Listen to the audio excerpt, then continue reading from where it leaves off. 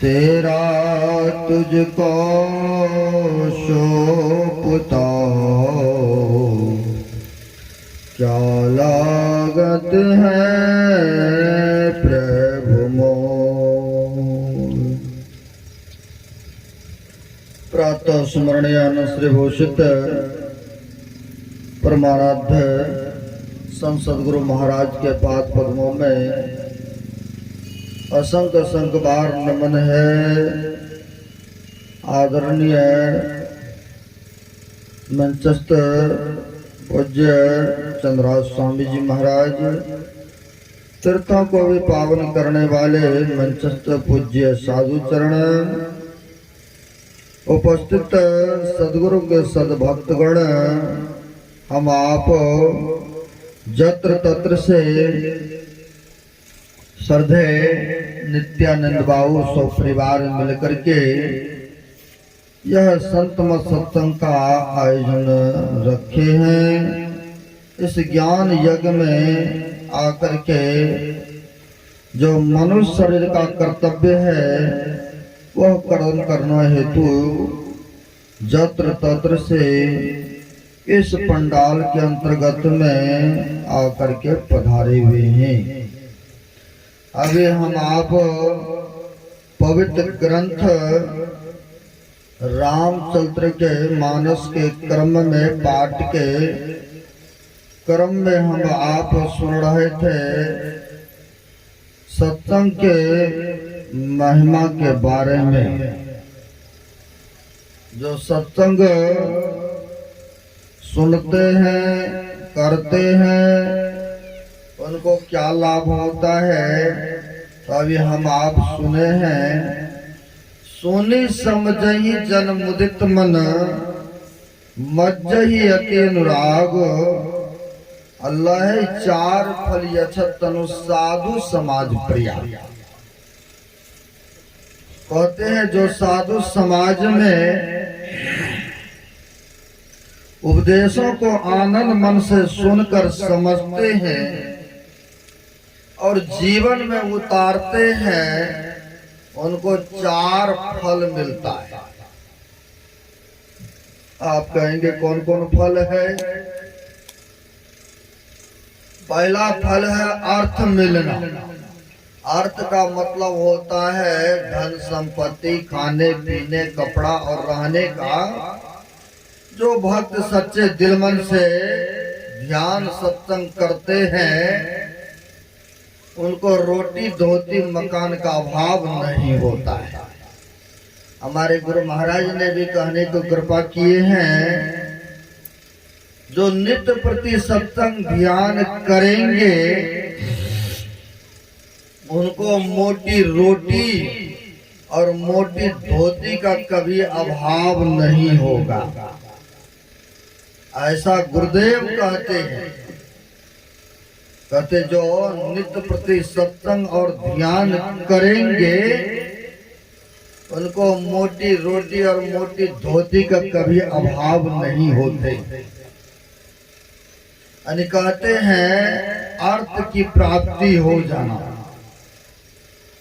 तो कहाँ जाने? तीर्थों में जाने से या धामों में जाने से नहीं, कहते सत्संग में आने से होता है ना।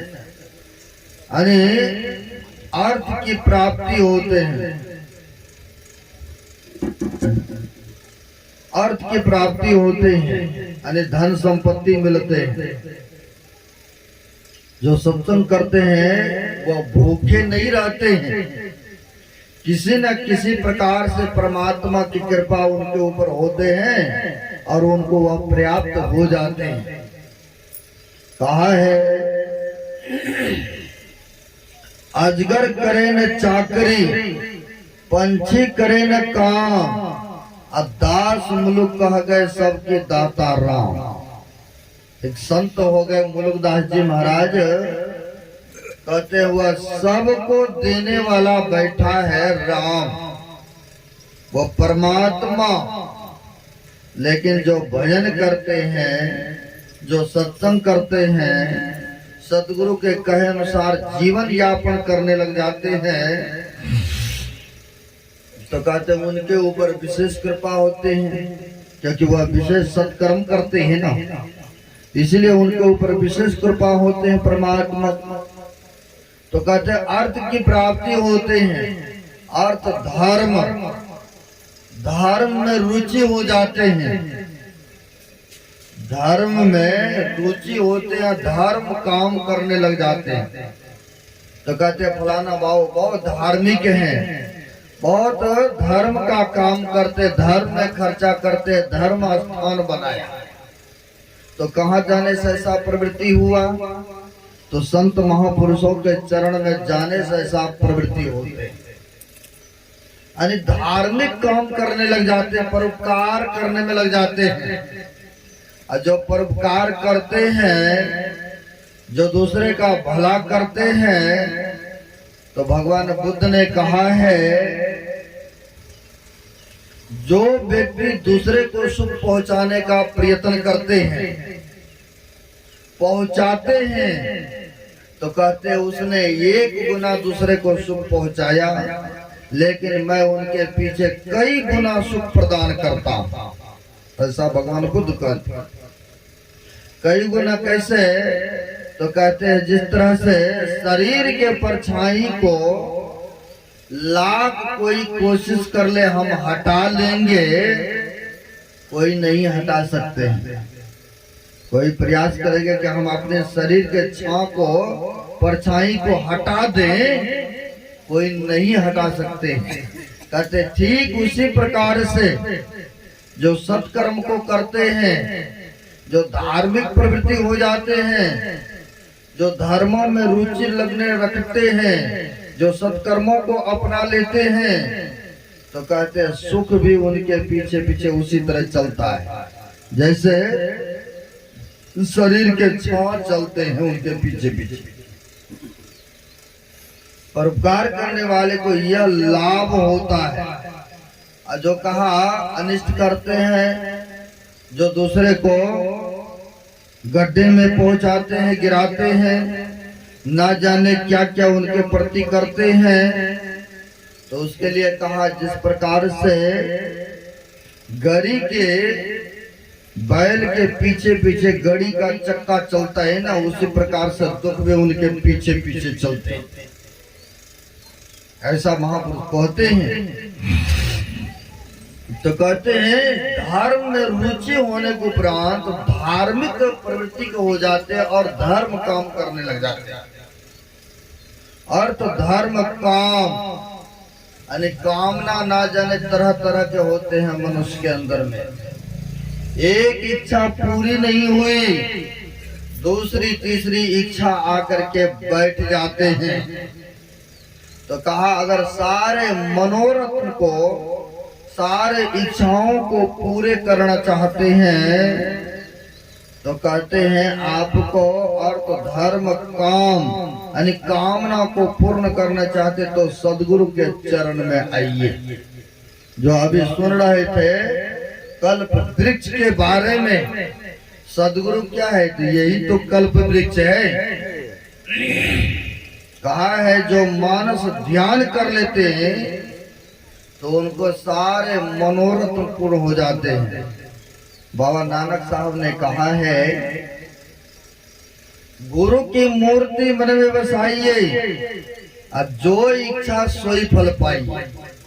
अब देखिए गुरु की ध्यान अगर कर लेते हैं, मन में उगा लेते हैं, जैसे बाहर देखते हैं वैसे अंदर में देखने लग जाते हैं। तो कहते जो इच्छा करते हैं भक्तगण, जो कामना करते हैं, कहते सारे मनोरथ उनका पूर्ण हो जाते हैं। तो ये क्या करने से? तो कहते गुरु की मूर्ति मन में बसाने से होता है। यानी ध्यान जो बताया है करने के लिए हम लोगों को, एक नाम का जप, एक रूप का ध्यान करने के लिए, जो गुरु के आदेशानुसार करते हैं तो कहते हैं सारे मनोकामना उनका पूर्ण हो जाते हैं।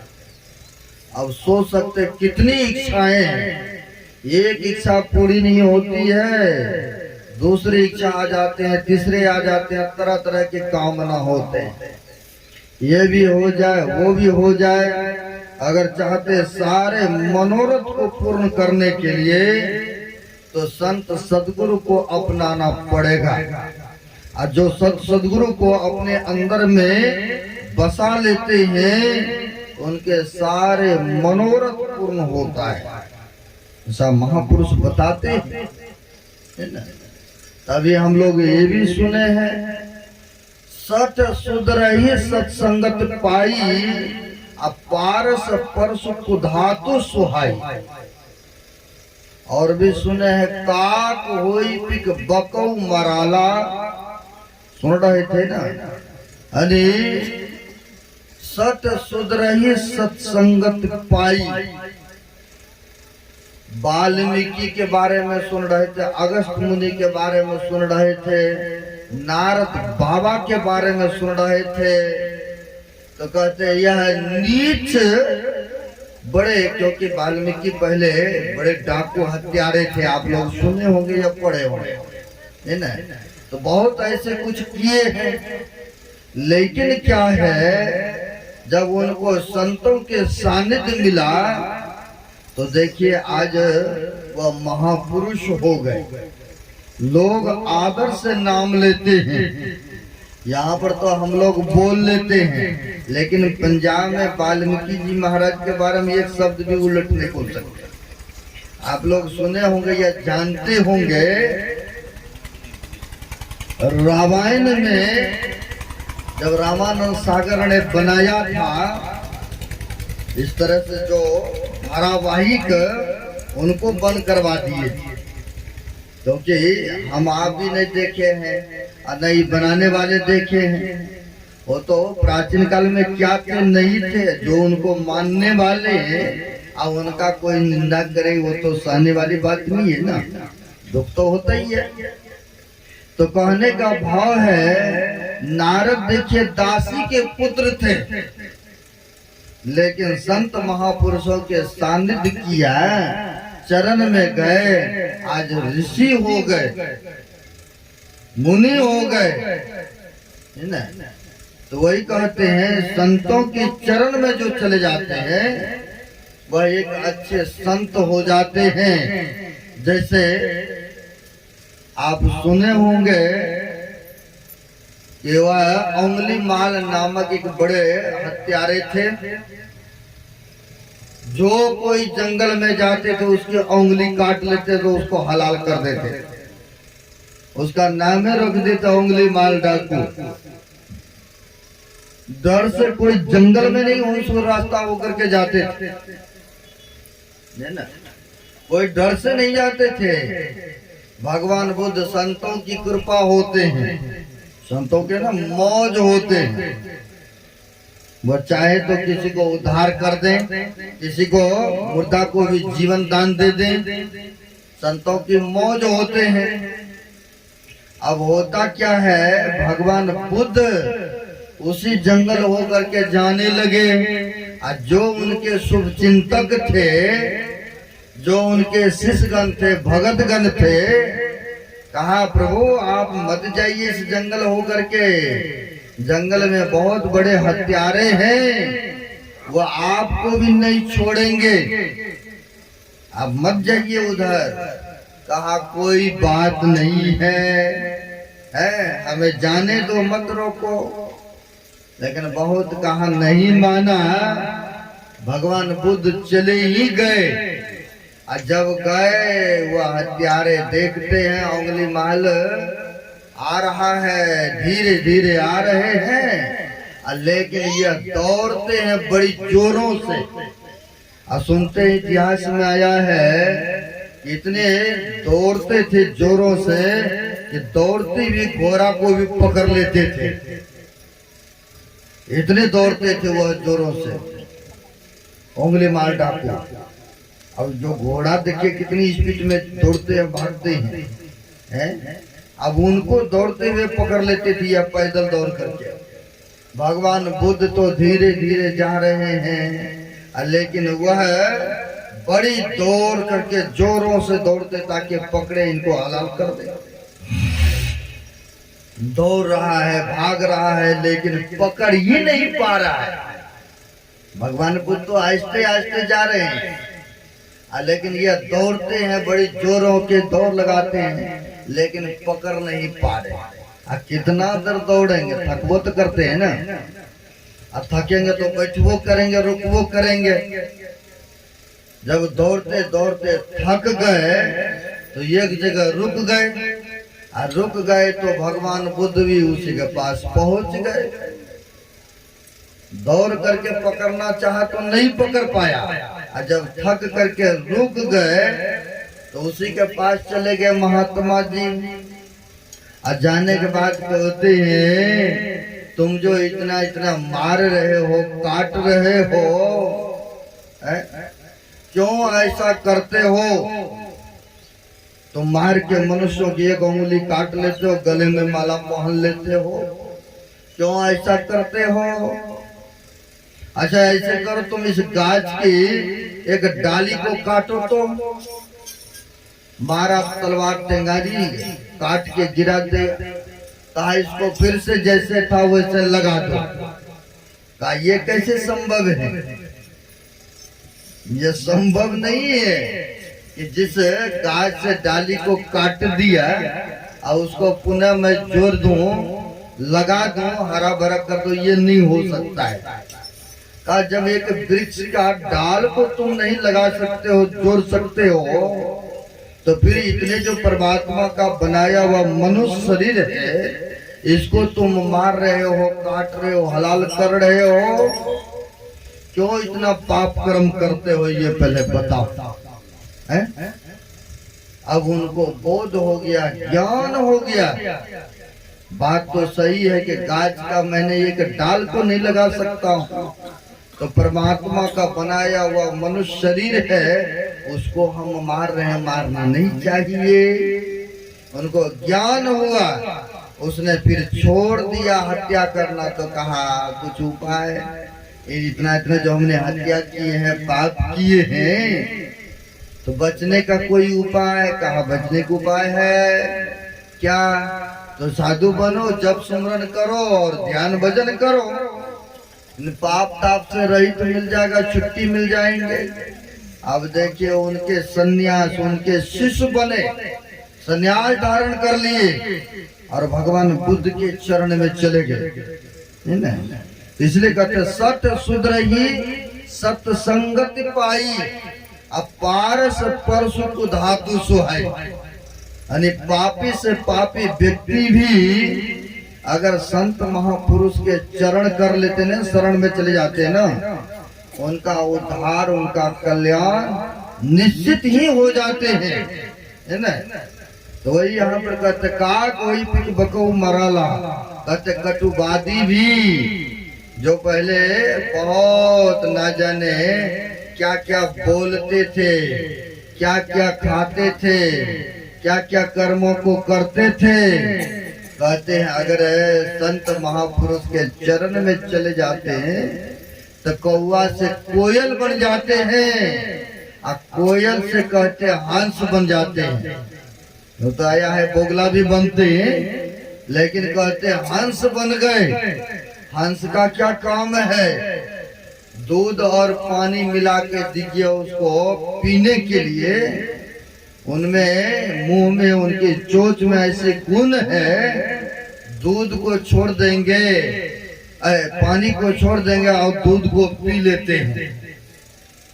इतनी बड़ी उनमें शक्तियां होते हैं। यानी आसार वस्तु को छोड़ दिया, सार वस्तु को ग्रहण कर लेते हैं।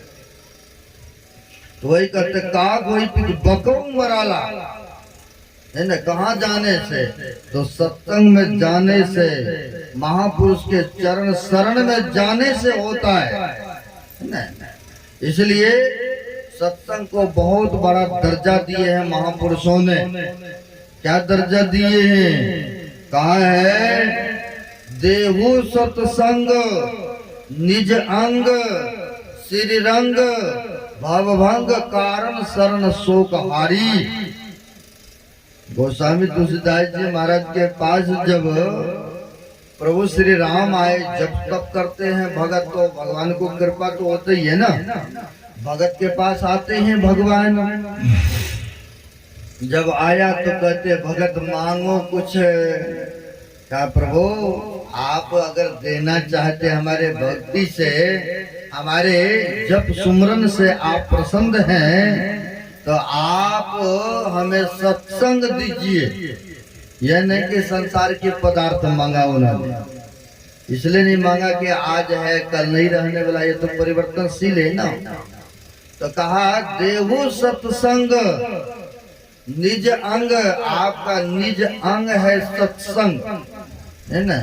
आप सत्संग से लाभ क्या होता है, फायदा क्या होता है। जैसे यहाँ पर आए हैं तो यहाँ पर दिख रहा है कि आपको लाभ नहीं है, दुकानदारी करते काम मजदूरी करते तो लाभ दिखता नहीं, लेकिन यहाँ पर आए तो लाभ क्या है। लेकिन महापुरुष कहते जो सत्संग में आते हैं, संत महापुरुष के चरण में आते हैं, उनको बहुत बड़ा लाभ मिलता है। आप कहेंगे क्या लाभ मिलता है, तो मैं लाभ को दिखाता हूँ। जिस स्थल पर, जिस जगह पर जहाँ कहीं सत्संग होता, हरि चर्चा होता है, कहते जीव का उद्धार होता, कल्याण होता है। आप सुने होंगे राजा जनक के वंश में राजा अज हो गए। राजा अज ऐसा था कि बहुत दानी था। जैसे गरीब गुरबा को दान देना, ब्राह्मणों को गोदान दे देना, भिखारियों को दान दे देना, गरीबों का घर मकान बना देना, और कहीं धार्मिक स्थान बना देना। यानी बड़ी दानी था वो व्यक्ति, है ना, बहुत दानी था। वह क्या होता है, अपने निवास स्थान पर ब्राह्मणों को बुलाए, ब्राह्मण को यज्ञ के लिए, हवन के लिए। राजा अज ने अपने निवास स्थान पर हवन के लिए नहीं होता, पूजा पाठ के लिए किसी ब्राह्मण को भी बुलाते हैं। सत्यनारायण भगवान कथा होता है तो ब्राह्मणों को बुलाते हैं लोग।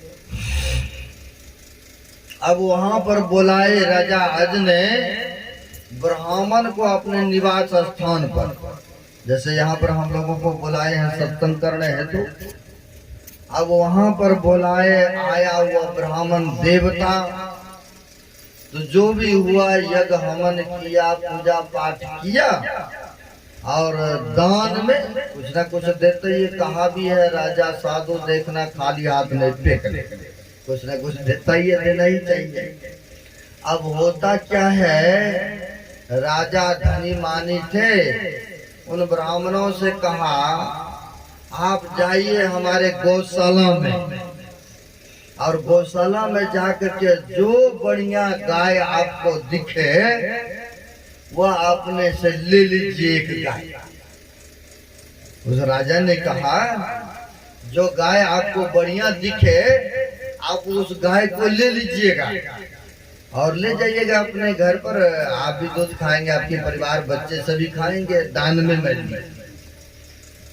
अब राजा ने कहा ऐसा गाय गौशाला में, और सबसे बढ़िया जो गाय थी उनको पकड़ के ले आया। कहा यही गाय लेंगे। कहा कोई बात नहीं, ले जाइए, है ना। ले जाने की आज्ञा मिला, लेकर के गए। होता क्या है, 2-4 दिन रहा हुआ गाय उनके निवास स्थान पर, एक दिन चोरी हो गई गाय। अब तो कम दिखता है ना, पहले बहुत दिखता था कि चोरी हो गया मेरे भैंस मेरी गाय है, और लोग वहीं पर सोते थे रोते थे। अब धीरे धीरे परिवर्तन हो रहा है सब में, है ना। अब होता क्या है, चोरी हो गई गाय उनके ब्राह्मणों का, और चोरों ने क्या किया, पकड़ करके गए, लेकर के मवेशी हाट बाजार में बेचने के लिए लेकर गए। और जब बेचने के लिए गए, वैसे राजा का मंत्री लोग, नौकर लोग गए थे, उसमें सोचा कोई बढ़िया गाय बैल आया होगा, खरीद कर ले आएंगे अपने गौशाला में। गए तो वहां पर देखा सुंदर से गाय है और उसे खरीद ले आया। और खरीद करके ढेर सारा गाय बैल था, उसके बीच में इनको भी छोड़ दिया। कुछ दिन के बाद राजा अज ने उसने फिर दूसरे ब्राह्मणों को बुलाया पूजा पाठ के लिए।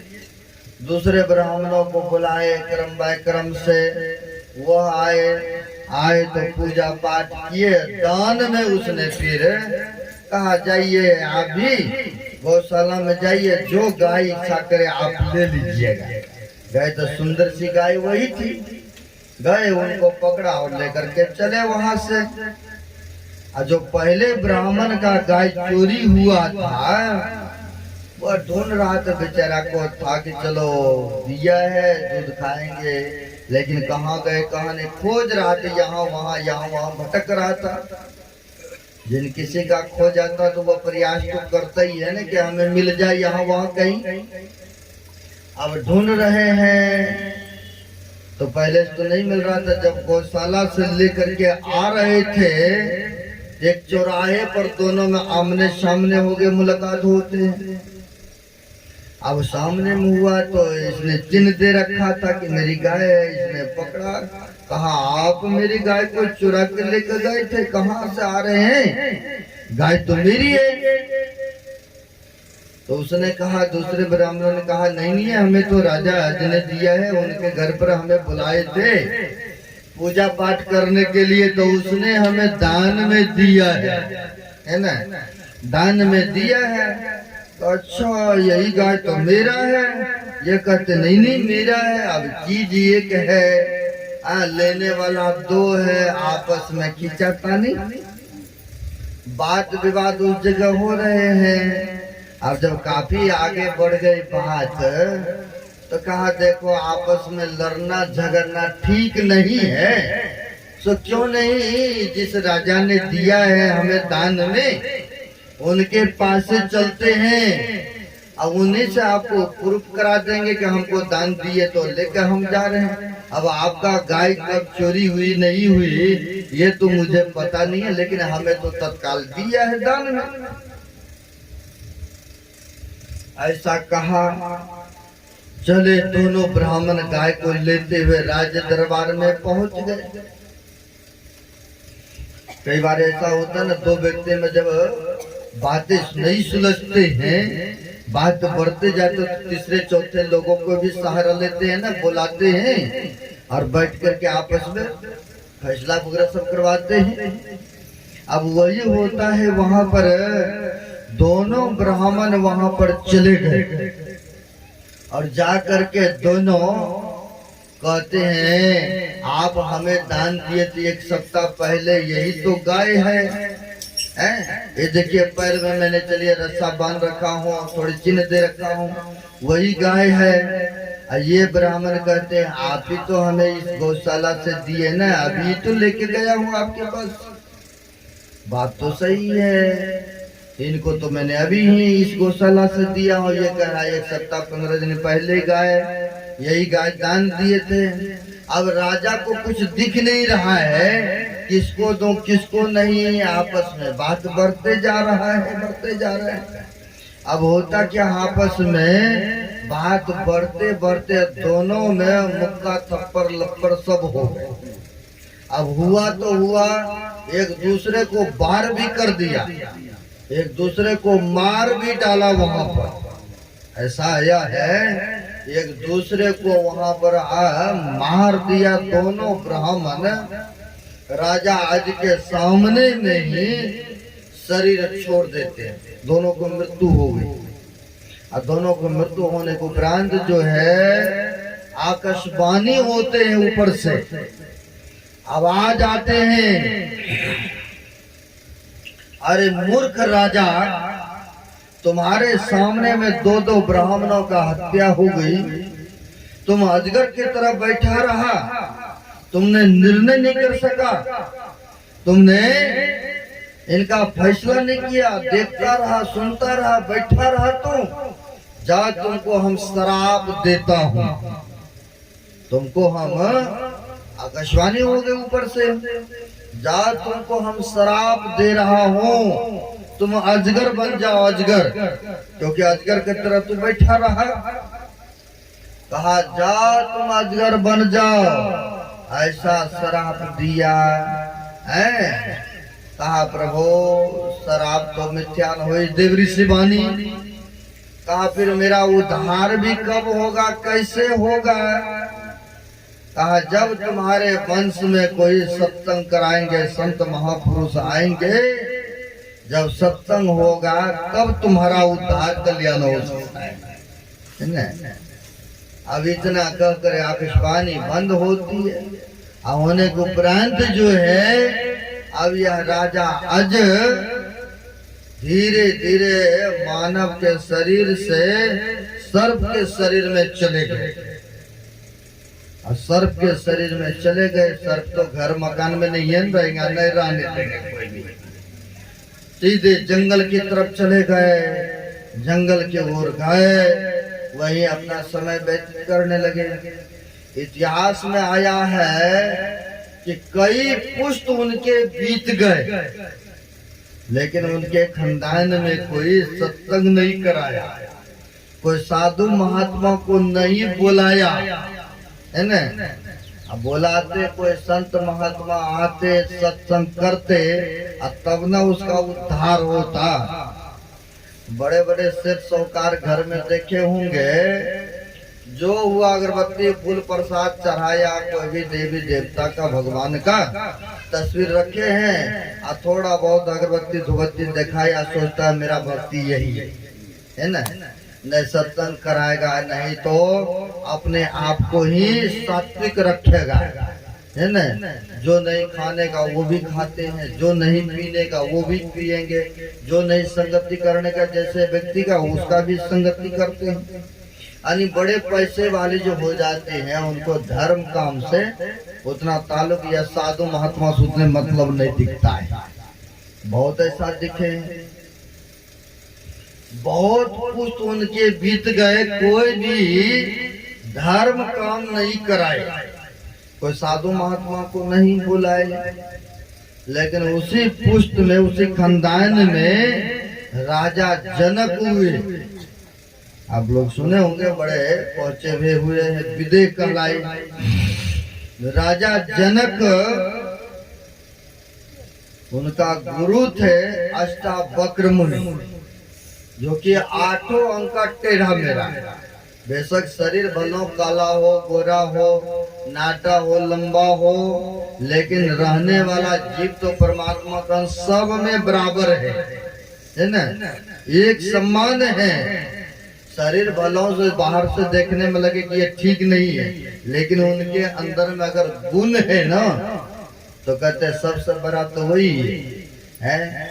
वो तो हुआ सुंदर आ जाए घर में, और सास ससुर को एक गिलास एक लोटा पानी ही नहीं दे, तो कोई सुंदरता हुआ है?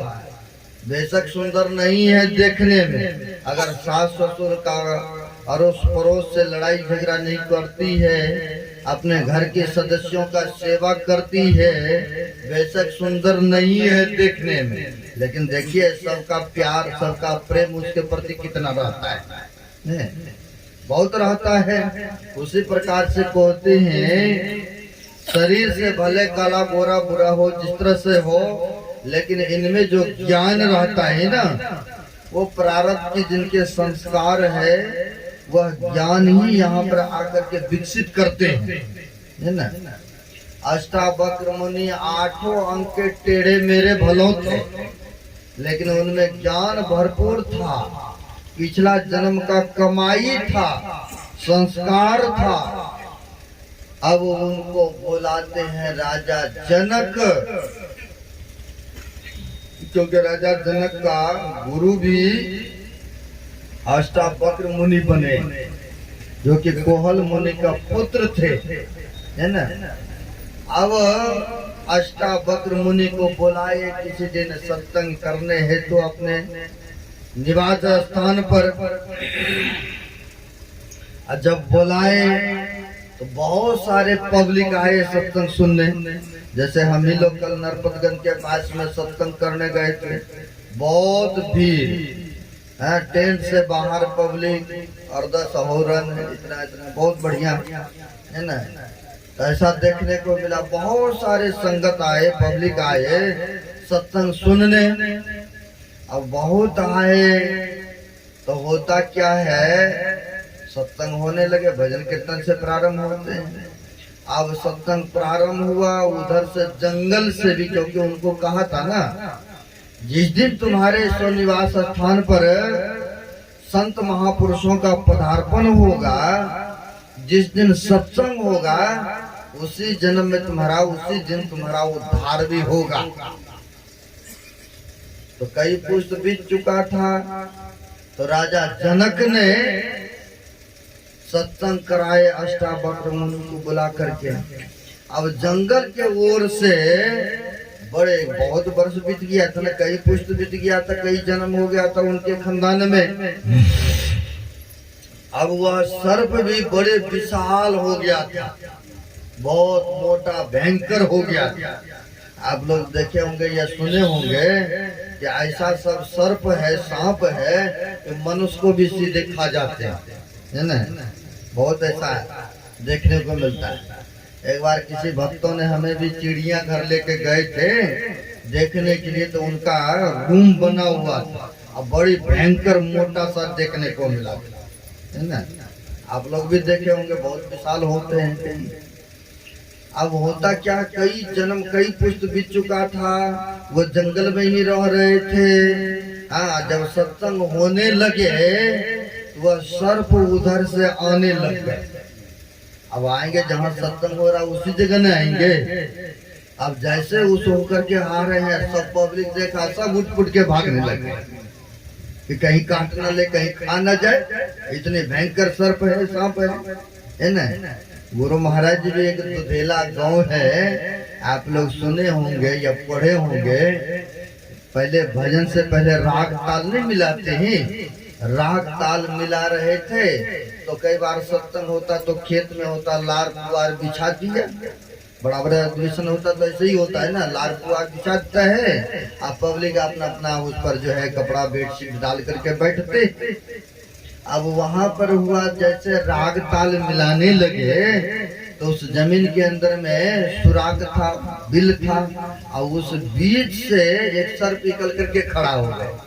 और जैसे खड़ा हुआ तो सब आदमी हड़बड़ हड़बड़ करने लगे, भागने लगे, है ना, क्योंकि अपना अपना शरीर सबको प्रिय है। और सब कोई पब्लिक इधर उधर भागने लग गए। तो गुरु महाराज भी मंच पर बैठे हुए थे। तो संत जो होता है अंतर्यामी होते हैं ना, जानते हैं ना। तो गुरु महाराज ने कहा, भागो मत, ये भी सर्प जो है सत्संग सुनेंगे, सुनने के लिए ही सुराग से बाहर निकला है। इनको सुन तो किसी को कुछ नहीं बिगाड़ेंगे। आया है कि जब तक गुरु महाराज का सत्संग चलता रहा, तब तक खड़ा होकर के वो भी सत्संग सुनते रहे। जैसे सत्संग संपन्न हुआ तो फिर अपने सुराग में मान में वो चले गए, है ना। तो कई बार होता है संस्कार प्रारब्ध का, है ना। अब होता क्या है, यहाँ पर वह सर्प उधर से आ रहे हैं, आया, सब आदमी हड़बड़ा गए, भागने लगे। तो अष्टावक्र मुनि कहते हैं, भागने की जरूरत नहीं है, ये भी सत्संग सुनने आए हैं, इनको सत्संग सुनने दो, ये किसी को कुछ बिगाड़ेंगे नहीं, है ना।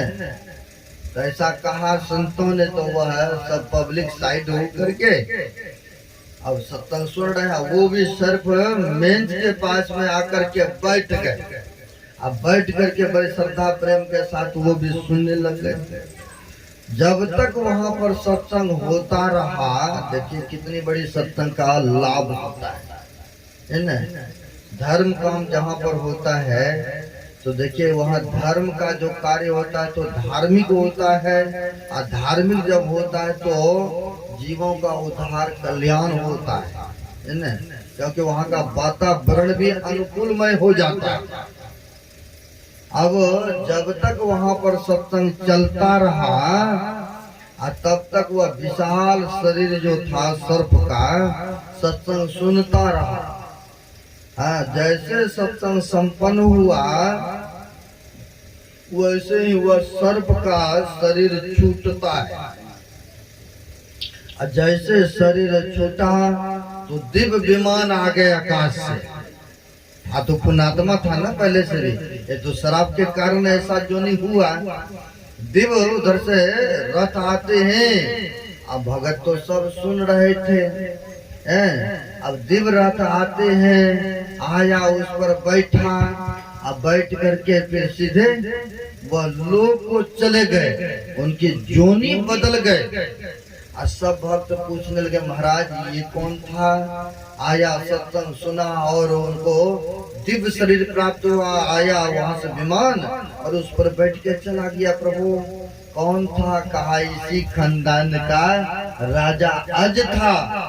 किसी शराब के कारण से इनके वंश में कोई धर्म काम नहीं हो रहा था, इसी कारण से यह उस जोनी में भटक रहा था, लेकिन आज इनका उद्धार हो गया। श्री सद्गुरु महाराज की जय। इनका कल्याण हो गए। तो यहाँ देखिए सत्संग करने से या कराने से जीवों का सदगति होता है, कल्याण होता है, उद्धार होता है। तो अंतिम में सुंदर धर्म काम और मोक्ष। लो मोक्ष